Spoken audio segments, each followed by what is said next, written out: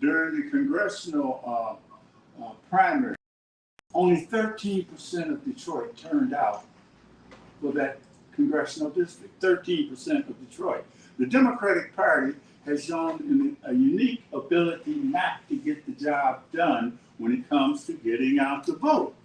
So in a fit of political self-reliance, we have to get out our own vote, and no one knows that better than Detroit City Councilwoman at large Mary Waters, who today represents more black voters than any other black woman that holds political office in the state of Michigan in a municipality with budgetary oversight. And I say that because we are in a unique position in Michigan, and we have to lead by example and grow this Democratic Party into a reality where we won't have to worry about the likes of Donald Trump. At this point, though, I'd like to turn it over to Councilwoman Mary Waters, who will tell you why she's here, and then later, the most eminently qualified person that maybe ever run for U.S. Senate in Michigan's history, who, quite frankly, there's intentional overlooking of his candidacy by the media and those in the Democratic Party. But we're going to change that. Councilwoman Mary Waters.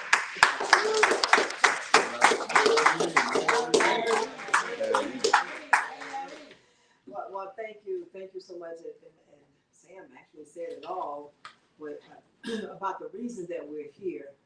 But I want to make a special plea to the people here in the city of Detroit and around this region and this state. August 6th is a very important election. It is a primary, so people please come out and vote. If you can vote by absentee, you don't even need a reason to vote by absentee. Early voting begins July 27th. Go to one of the sites and vote. And then there's August 6th, the actual election day, August 6th. Please remember that date. We need you, we are begging you, we're pleading with you to please go out and vote this year. Don't wait. And just in case you're working on August 6th, just in case you're out of town, just in case you're not feeling well, whatever the case may be, and you say, well, I'm not going to be able to get to the polls on August 6th. Well, you don't have to wait. You can call the clerk's office or send the application in, and they will mail you your ballot. No reasons, no questions asked. You can just vote. And so we're just saying, please vote. That is my plea today, that you vote August 6th or before. And I thank you. Yeah. First of all, I just want to say thank you. You know, Mary Waters is someone who is a leader in this region. As far as I'm concerned, she's a leader in this country. She touches people directly. She's exactly the type of representative we want to have because she meets people where they are. And she also invites other candidates and other people into her spaces and places. She's held my hand, walked me into rooms where she said, Hill, this is an important group that should get to know you and you should get to know. And she's been supportive, and we have to support her candidacy. We have to support it financially. We have to support it in terms of our get out the vote effort. We have to support it in terms of our resources and our energy. Now, here's the deal. A couple constituency groups that Mary did not mention as far as getting out the vote. We believe that we have the winning candidacy for this U.S. Senate seat. Right. And we also know that our opportunities are inextricably linked. Because what Mary just mentioned, it's about turnout. Right. And it's also about unifying communities, okay? Oftentimes we keep communities very disparate and we say, well, this community votes this way, or they don't vote because they don't feel represented. These candidacies, our candidacy, this candidacy, certainly across the state, is about building coalition and bringing out and saying the Democratic Party is at its best when it's the Big Tent party. That's right. when everyone is welcome into the party. That's right. It makes no sense that we as Democrats are actually losing a populist argument to someone who promotes racism, xenophobia, separatism, someone who gets communities arguing against themselves and you stokes fear and hate to turn out the vote. That's right. That's right. We are the party that should be bringing everybody in, everybody together. And with our candidacies, we believe we can do that. We are the unifying party and unifying candidates that can bring out this vote. That's right. That's right. So what does that look like? It looks like saying to a young brother that I talked to yesterday, he said, Hill, I'd love to vote for you, but I got a felony. I said, no, you've been misinformed. In Michigan, you can vote with a felony. Not only can you vote with a felony, you can vote if you're on probation. Not only can you vote if you're on probation, you can vote if you're on parole. Not only can you vote if you're on parole, you can vote absentee in jail if you're there awaiting trial. Right. And then there was a young high school student that came up to me and said, Mr. Harper, I'd love to be the first person I ever vote for, but I'm not going to be 18 on August 6th. I said, well, are you going to be 18 by November 5th? He said, yes. I said, well, you can vote August 6th because you just have to be 18 by November 5th. Less than 1% of our graduating high school seniors, I know Mary was in a lot of graduates. I spoke at like 6, 7, 10 of them. All these seniors virtually can vote August 6th, yet they don't know it and they do not turn out. And so part of our job, and this sort of goes back to what Sam was saying, we have to tell the party that they should be out there educating folks about this because it's so short-sighted to not do any get out the vote work and spend any get out the vote resources for the primary and then dump tens of millions of dollars in September and October saying save the country. We have to engage voters now and where they are. That's what we're doing. That's what we're expending our resources on. And we also have to do voter education.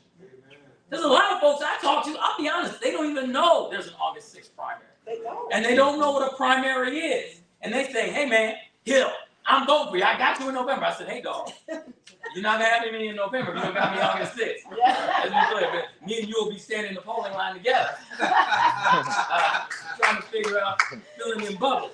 So we have to educate folks, and we have to not get out energy. This is my last point. The other side, the opposition, seems to be out energying us, and I don't know why and how this happened. When the 45th president of the United States had the audacity to come here 2 weeks ago, Right. after less than 3.5 years ago, called us all crooks and scammers and cheaters, and said that there were more votes than people, that 200,000 votes should be thrown out, tried to disenfranchise this whole community. That's right. And had the audacity to come and do an event.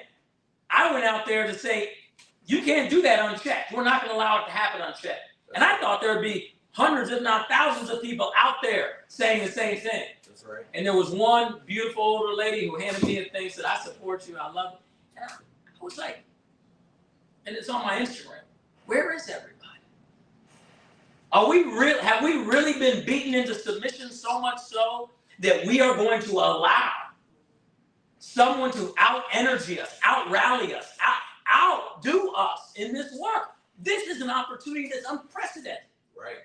For the first time in 57 years, Michigan does not have a black Democratic representative in the federal delegation. There's an opportunity right now with this primary and this election to send not only us to that federal delegation, but others, Pamela Pugh and others. We can win this if we do the work and we bring the energy. So with that, I say thank you. Now it's time to go to work. If you have questions, media, feel free. Who are you with the media too? No. No, okay, not you. I was asking her. Yeah, okay. We've got Detroit News, the Bridge. Okay, that's good. You can feel free to ask any questions, Malachi, that you might. Mary, I'd like to hear from you a little bit. What do you think that the shortcoming is on, when it comes to the Democratic Party energizing voters? I've been going to buying campaign events. I've been popping in at some of your events. You know, I've been witnessing it, but I kind of want to hear more from you on that. What the shortcomings? I just don't think they know how to engage various communities. That's the shortcoming. They just don't know how, and they're not asking us. They're not asking people who work with people here on the ground level, who work with people here at the local level. Everything is so big picture, so far removed from people here. You've got to meet people where they are. This is what Hill talked about. Meet people where they are. The Democratic Party is just not capable of doing that. And frankly, I can't recall a time that they have been. But how in the world are you going to be in a state like Michigan? They don't even engage the city council at all. They don't ask us to. I did just get invited to a meeting just the other day. That is because Mayor Duggan is doing a get out to vote thing here in the city of Detroit. So I got invited to that meeting. So of course he's trying to do whatever he can, but it's not going to be easy. People have just kind of tuned us out as a party, and we're dying on the vine, and we have to do better. And they've got to begin. You can't just go to people like other people who travel around the country all the time, acting as though they can deliver a vote. They cannot. You have got to deal with people at the local level. And it's critical to get people engaged right now, so that when November comes, they've gotten used to the idea of voting. And here you said, oh, I got you in November. Well, I'm the same way. If you don't vote for me now, August 6th is it. That's right. That is it.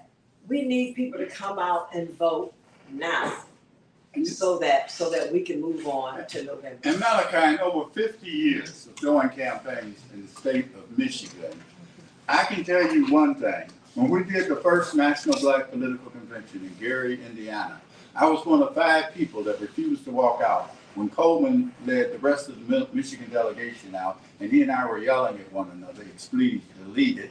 And he was saying, Sam, they're talking about leaving the Democratic Party. But out of that was born the Jackson campaign. We won the state of Michigan. I was state field director. In 1984, we won a presidential primary with Jesse Jackson, an eon ago. But the issues with the Democratic Party remain because they are so disconnected. And when it comes to black folks, they don't have to say it, I'll say it. It's a form of systemic racism that flourishes within the leadership of the Democratic Party. They didn't say that. I'm saying it with over 50 years of experience. And I can tell you this, if they don't change, Michigan is going to go the wrong way in November. August is a rehearsal for November, and the Democratic Party is dangerously adrift on one of the main components of its coalition, and that's the black voter in Michigan. Mary, can you talk a little bit about how you are partnering with other black leaders and community figures in the area to kind of come around you and boost your campaign? You have a lot of endorsements from other black mayors as well. Yeah, I do. I have a lot of endorsements. And that means that we've got to make sure that they turn into working endorsements. Right. People are slow. Even when people endorse you, they are slow to move on things. So we have to keep moving ourselves as the Waters team with our volunteers and so forth. We have to keep moving throughout the district, letting people know that we are running. We're waiting for those endorsements to catch up with us, so that they can help us to increase the turnout, and that is their purpose. But they are slow to move. But we're walking throughout the district. We're making telephone calls, trying to drive up the turnout, because when I drive up the turnout for myself, it drives it up for Hill Harper. That's right. And and the same with him. We've just got to do all that we can as we wait for people, such as we've got UAW, we've got carpenters unions, we have other folks that have endorsed our campaign, our candidacy. but we're waiting for them to get engaged. And that is, it's not easy. They're a little bit slower. And and I continue to remind them, I need your people out there now. I'm just telling some of them the other day, if you got volunteers in your organization, we want them with us right now so that we can help turn this vote out. And so, but they tend to just be kind of a little lax about it, a bit too much for me, but we have to keep pushing and encouraging people to come out and vote. Absentee ballots go out today. They've started going out already, actually, the absentee ballots. They're going, Detroit started first with theirs. The thing about what we've been doing, we have not been taking things for granted, of course. We've been calling people for quite some time, saying, telling them about the August 6th election, the fact that I'm on the ballot. And, I was the first to file race, and I was the first to be certified. When both of you are out interacting with voters who don't maybe recognize that we have a primary coming up, or maybe just don't care one way or another, maybe think about not voting, what's the message then? How are you kind of changing minds for people that are feeling apathetic about elections this year? Well, especially if they say that they support me and they want to see me there, that certainly gives me I'd say, look, if you do, then you got to make sure that you vote for me by August 6th. Then I explained to them that they can vote early, that they don't need a reason to vote by absentee. They can vote early starting July 27th, And so I encourage them that way. But we also have to keep those calls going just to remind them that they've got to vote. We cannot take it for granted. And I don't know why we don't have the Democratic Party helping us to increase voter turnout in this primary. They ought to be doing that. You heard him. He says, well, it's a rehearsal. And it is. You get people energized now to vote. That's what you have to do. What do you think those things are that energize people, though? That's kind of what I'm curious about. Whew. For people who are like, even if I know when the election is, I'm not going to vote either way because I don't think it matters. I think I'm saying, Okay, all right, go ahead.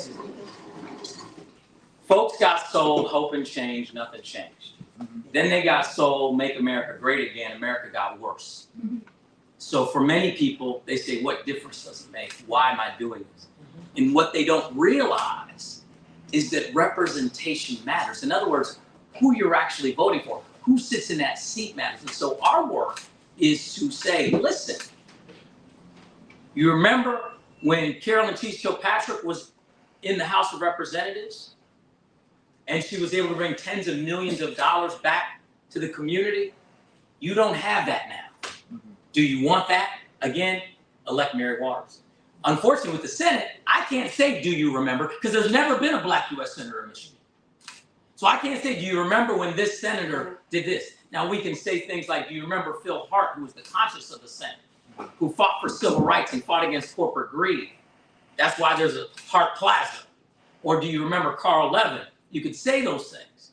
But with our community, you can't say it. You could say, do you remember when Barack Obama was a U.S. Senator?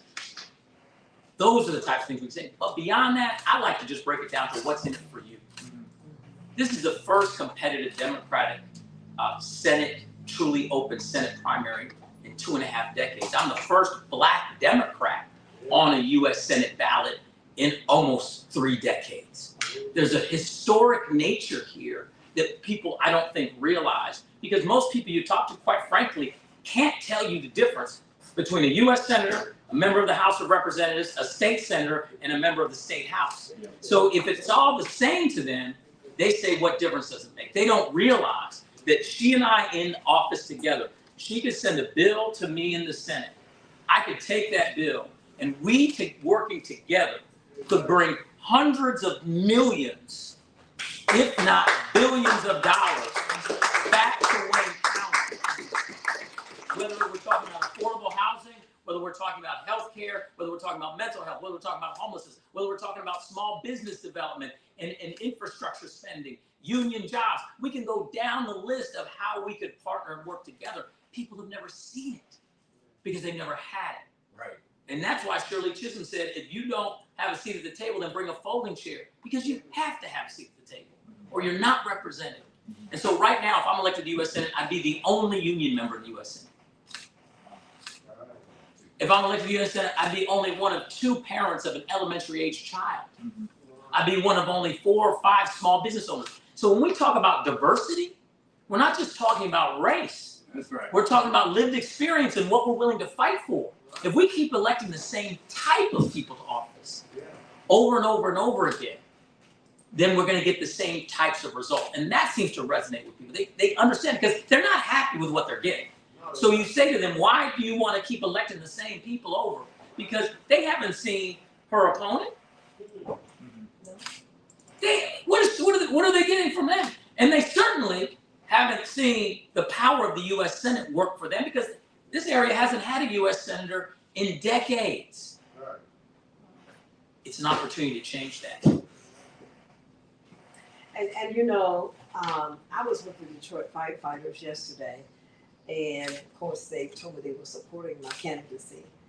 And they said to me, you know, you were a really good advocate for the people when you were in Lansing.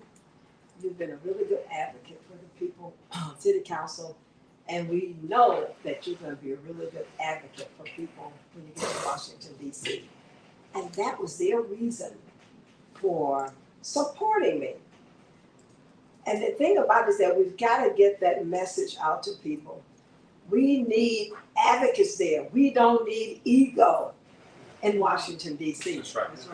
We need people who understand why they are there, why you're placing them there. And that has been lost. And that's one of the things that's going on. People have put themselves on a pedestal, and they're far removed from the people who put them there. That's right. That's why there's a chair right there. I take it to events, people sign it, and that's the seat. That chair is what I'm going to sit in the U.S. Senate. And that's why it's a reminder to people that when we go to the U.S. Senate, it's not sending Harper there. All the people are going to sign it, and all the other senators are going to say, wow, he has graffiti on his chair. I'm going to say, no, I have the people of Michigan with me in this city. Yeah. And that's what this is about. We have to reframe how people even think of representation. Okay, All right. that's it. Appreciate you. Thanks, guys. Thank you. Thanks, everybody.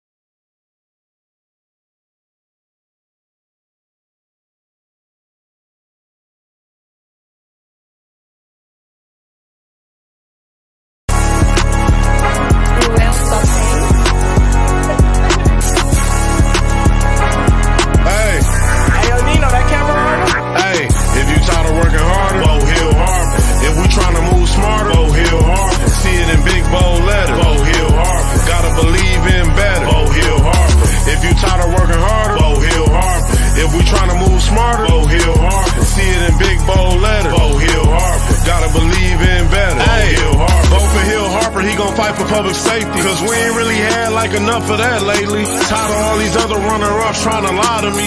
Harper about to help build a stronger economy. Gotta fight for women's rights and affordable health care. Harper here to make sure that we got the help there, cause we need somebody that's gonna make sure that we really straight. And he got plans to decrease our insurance rate. We talking actor, author, father, activist, union leader, and Harvard Law School graduate. Once he get in, trust me, it ain't no stopping him. He'll gonna bring the fight for us all back to Washington. Hey, if you tired of working harder, Harper. If we trying to move smarter, Harper. See it in big bold letters, Harper. Gotta believe in better, Harper. If you tired of working harder, Harper. If we trying to move smarter, Harper. See it in big bold letters, Harper. Gotta believe in better, Harper. You got to call them. You got to educate them and say, you know what, there's a brother on the ballot August 6th. There's been a higher percentage of black U.S. presidents than black U.S. senators. Think about that.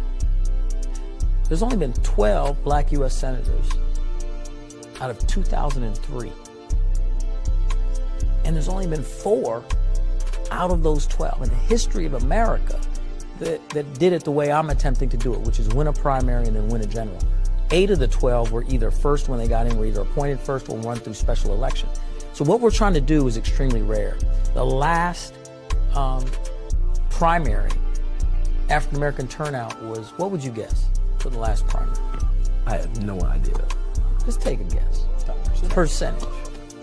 20%, 30%? Yeah, that would be wonderful. 10%. How are we going to elect candidates when we're turning out? How do we combat voter apathy, especially in our community? That you're making my point. If you know someone in Michigan, you got to call them. You got to educate them and say, you know what, there's a brother on the ballot August 6th.